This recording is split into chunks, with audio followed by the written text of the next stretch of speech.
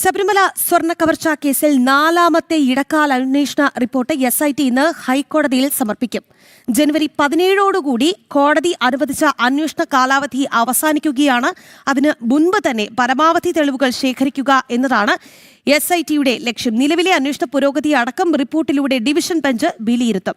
വിവരങ്ങളുമായി നിഷ ദിലീപ് നമുക്കൊപ്പം ചേരുകയാണ്. നിഷ, നമുക്കറിയാം അന്വേഷണ കാലാവധി കൃത്യമായി ഹൈക്കോടതി ഒരു സമയപരിധി നിശ്ചയിച്ചിട്ടുണ്ട്. ജനുവരി 17ആണ്.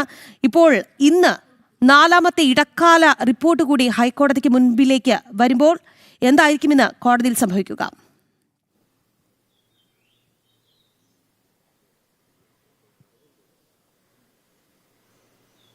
രാഖി, ഇന്ന് ശബരിമല സ്വർണ്ണക്കവർച്ചാ കേസിൽ നാലാമത്തെ ഇടക്കാല റിപ്പോർട്ടാണ് പ്രത്യേക അന്വേഷണ സംഘം ഇന്ന് കോടതിയിൽ സമർപ്പിക്കുക.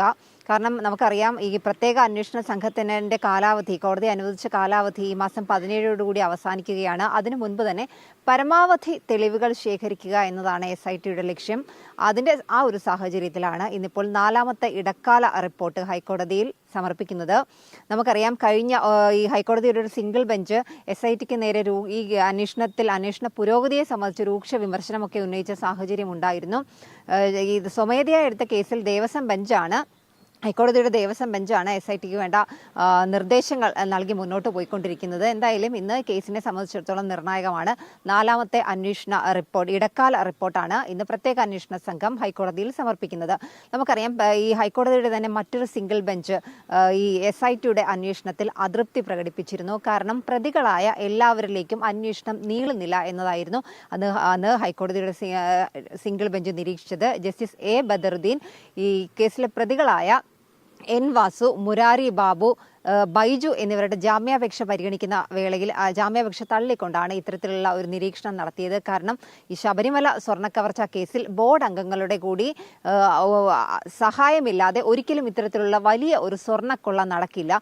ഇത്തരത്തിലുള്ള ഒരു സ്വർണ്ണക്കൊള്ള നടന്നത് ലക്ഷക്കണക്കിന് അയ്യപ്പ ഭക്തരുടെ മതപരമായ വികാരങ്ങൾക്ക് ആഴത്തിൽ മുറിവേൽപ്പിക്കുന്നതാണ്. അയ്യപ്പന്റെ സ്വത്ത് സംരക്ഷിക്കേണ്ടവർ തന്നെ അവിടെ ഒരു വലിയ കൊള്ള നടത്തി. ഇത്തരത്തിൽ പോയിരുന്നു അന്ന് ഹൈക്കോടതിയുടെ സിംഗിൾ ബെഞ്ചിന്റെ നിരീക്ഷണങ്ങൾ. എന്തായാലും SITയുടെ അന്വേഷണത്തിൽ ഹൈക്കോടതിയുടെ സിംഗിൾ ബെഞ്ച് അതൃപ്തി പ്രകടിപ്പിച്ചിരുന്നു. പ്രതി ചേർക്കേണ്ടവരെ എല്ലാവരെയും തന്നെ ഈ ലിസ്റ്റിൽ ഉൾപ്പെടുത്തിയിട്ടില്ല, എല്ലാവരിലേക്കും തന്നെ ഈ അന്വേഷണം പോകുന്നില്ല എന്ന കാര്യങ്ങളും അന്ന് പ്രകടിപ്പിച്ചിരുന്നു. ഈ ബോർഡ് മെമ്പർമാരായിരുന്നു അഡ്വക്കേറ്റ് വിജയകുമാർ, ശങ്കർദാസ് എന്നിവരെ പ്രതി ചേർക്കാത്തതിലും ഹൈക്കോടതി ആശ്ചര്യം പ്രകടിപ്പിച്ചിരുന്നു. കുറ്റവാളികൾക്ക് രക്ഷപ്പെടാൻ SIT പഴുതൊരുക്കരുത് എന്നാണ് SITക്ക് കർശനമായ താക്കീത് ഹൈക്കോടതി നൽകിയത്. എന്തായാലും ഈ ചില കുറ്റവാളികളെയൊക്കെ ഒഴിവാക്കുന്നു എന്ന തരത്തിലുള്ള സംശയങ്ങളാണ് അന്ന് സിംഗിൾ ബെഞ്ച് പ്രകടിപ്പിച്ചിരുന്നത്.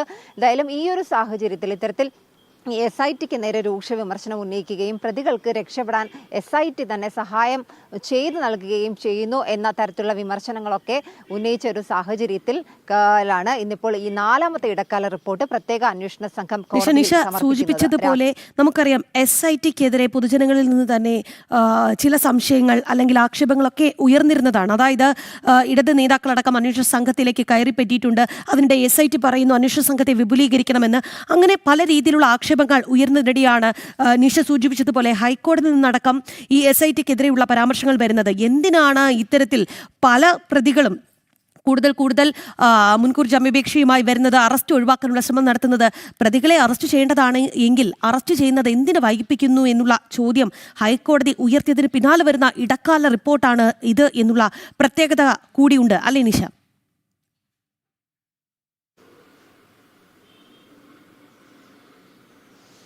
രാഖി, അങ്ങനെ തന്നെയാണ്. ഈ നവംബർ 22-ന് ഈ പത്മകുമാറിന്റെ അറസ്റ്റിന് ശേഷം അറസ്റ്റൊന്നും തന്നെ ഉണ്ടായില്ല. പിന്നീടാണ് ഈ അഡ്വക്കേറ്റ് വിജയകുമാറിന്റെ അറസ്റ്റിലേക്ക് പോയത്. ഈ ശങ്കർദാസ് എന്നയാളെ പ്രതി ചേർക്കാനുള്ള സാഹചര്യം ഉണ്ടായിട്ടും പ്രതി ചേർക്കാനായി വൈകി. ഇത്തരം കാര്യങ്ങളൊക്കെ അന്ന് തന്നെ ഈ ഹൈക്കോടതി സിംഗിൾ ബെഞ്ചിനെതിരെ രൂക്ഷ വിമർശനങ്ങൾ ഉന്നയിച്ചുകൊണ്ട് പറഞ്ഞിരുന്നു. ഒപ്പം തന്നെ ഈ കഴിഞ്ഞ ഈ കേസ് പരിഗണിച്ച സമയത്ത്, അതായത് കഴിഞ്ഞ ദിവസം ഈ കേസ് പരിഗണിച്ച സമയത്ത് ഈ SIT ഹൈക്കോടതിയിൽ ആവശ്യപ്പെട്ടത് ഈ അന്വേഷണ സംഘത്തെ വിപുലീകരിക്കണം. 2 CIമാരെ കൂടി ഈ സംഘത്തിൽ ഉൾപ്പെടുത്തി അന്വേഷണ സംഘം വിപുലീകരിക്കണം. എങ്കിൽ മാത്രമേ സമയബന്ധിതമായി ഈ അന്വേഷണ റിപ്പോർട്ട് സമർപ്പിക്കാനും അന്വേഷണം പൂർത്തിയാക്കാനും ഒക്കെ കഴിയുകയുള്ളൂ എന്ന കാര്യമാണ് കഴിഞ്ഞ ദിവസം ഹൈക്കോടതിയിൽ ആവശ്യപ്പെട്ടത്. ഹൈക്കോടതി അത് പരിഗണിക്കുകയും ഇത്തരത്തിൽ അന്വേഷണ സംഘത്തെ വിപുലീകരിക്കാനായി ഉത്തരവിടുകയും ചെയ്തു. അങ്ങനെ 2 CIമാരെ കൂടി അന്വേഷണ സംഘത്തിൽ ഉൾപ്പെടുത്തിക്കൊണ്ടാണ് മുന്നോട്ട് പോയത്. രാഖി പറഞ്ഞതുപോലെ തന്നെ ഇടത് നേതാക്കൾ അടക്കമുള്ള ആളുകളെ ഉൾപ്പെടുത്തിക്കൊണ്ടുള്ള ഒരു അന്വേഷണ സംഘവുമായി മുന്നോട്ട് പോയി കഴിഞ്ഞാൽ ഈ കാര്യത്തിൽ അയ്യപ്പന്റെ സ്വർണം കട്ട കാര്യത്തിൽ ഒരിക്കലും ഭക്തർക്ക് നീതി ലഭിക്കില്ല എന്ന രീതിയിലുള്ള വിമർശനങ്ങളും ഒക്കെ തന്നെ അയ്യപ്പ ഭക്തരുടെ ഭാഗത്തു നിന്നും ഉയർന്നിരുന്നു.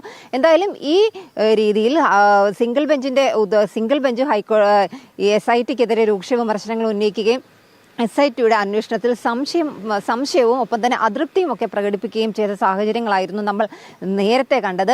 എന്തായാലും ഈ അന്വേഷണ സംഘം വിപുലീകരിച്ചതിന് ശേഷമുള്ള റിപ്പോർട്ടാണ്, അതിനുശേഷമുള്ള ഈ 4ാമത്തെ ഇടക്കാല റിപ്പോർട്ടാണ്. 3 റിപ്പോർട്ടുകൾ ഹൈക്കോടതിയിൽ പ്രത്യേക അന്വേഷണ സംഘം സമർപ്പിച്ചിരുന്നു. ഇന്നിപ്പോൾ 4ാമത്തെ ഇടക്കാല റിപ്പോർട്ടാണ് ഹൈക്കോടതിക്ക് മുന്നിൽ പ്രത്യേക അന്വേഷണ സംഘം സമർപ്പിക്കുന്നത്. രാഖി. നിഷ, എന്തായാലും SITയുടെ 4ാമത്തെ ഇടക്കാല റിപ്പോർട്ടും ഇന്ന് ഹൈക്കോടതിക്ക് മുൻപാകെ വരുന്നു എന്നുള്ളതാണ്